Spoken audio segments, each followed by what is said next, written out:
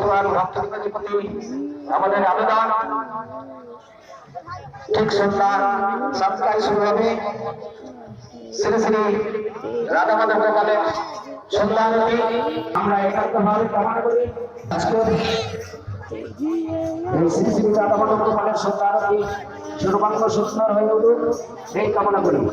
মায়েদের উদ্দেশ্যে বলছি, প্রশান্ত পাল, তাপস পাল, চঞ্চলে, পরেশ নেমু, বিশ্বজিৎ কুন্ডু, নরেশ কুন্ডু, পরেশ কুন্ডু, তোমরা অতি সত্তর অন্নপূর্ণা ভান্ডার এসো। তোমরা অতি সত্তর অন্নপূর্ণা ভান্ডার এসো। প্রশান্ত পাল, তাপস পাল, চঞ্চল দে, বিশ্বজিৎ কুন্ডু, নরেশ কুন্ডু, বলাই চৌধুরী, চঞ্চল দে, তোমরা অতি সত্তর অন্নপূর্ণা ভান্ডারে এসো। প্রশান্ত পাল, মধুসূদন ধারা, তুমি তাড়াতাড়ি অন্নপূর্ণা ভান্ডারে এসো।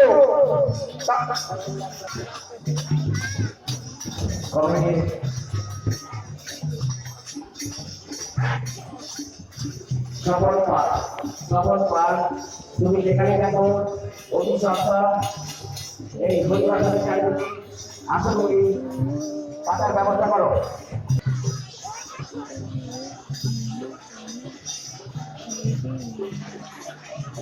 কানাই মন্ডল,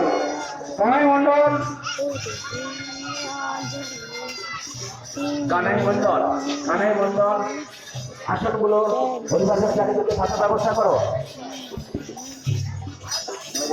হরিপদ মন্ডল, বলাই চৌধুরী, স্বপন পাল, বিশ্বজিৎ কুন্ডু, নরেশ কুন্ডু, প্রশান্ত পাল, তাপস পাল, চঞ্চল দে, মধুসূদন ধারা, নারায়ণ দাস।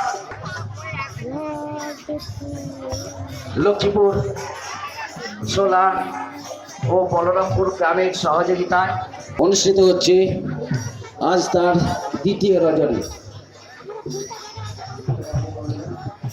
আর কিছুক্ষণের মধ্যেই ঠিক সন্ধ্যা 7টায় শুরু হইবে শ্রী শ্রী রাধা মাধব গোপালের সন্ধ্যা আরতি।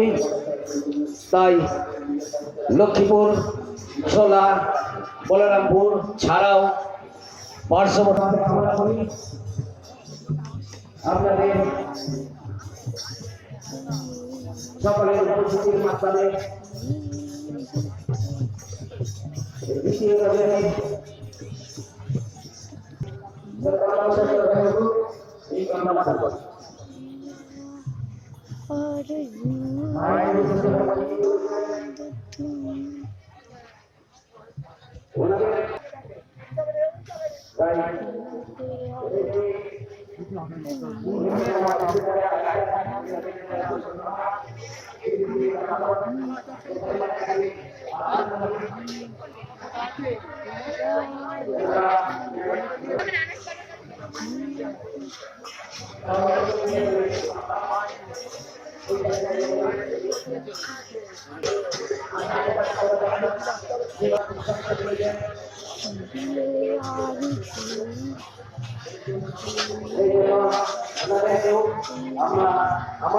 শুভেচ্ছা ও অভিনন্দন।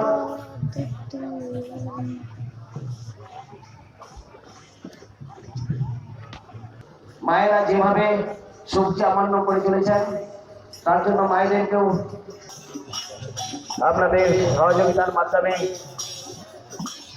এই নবকুঞ্জ অনুষ্ঠানের দ্বিতীয় রজনীতে রাধা গোপালের সন্ধ্যা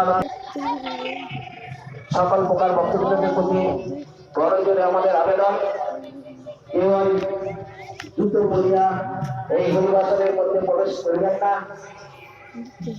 আর মানবাসক্ত হইয়া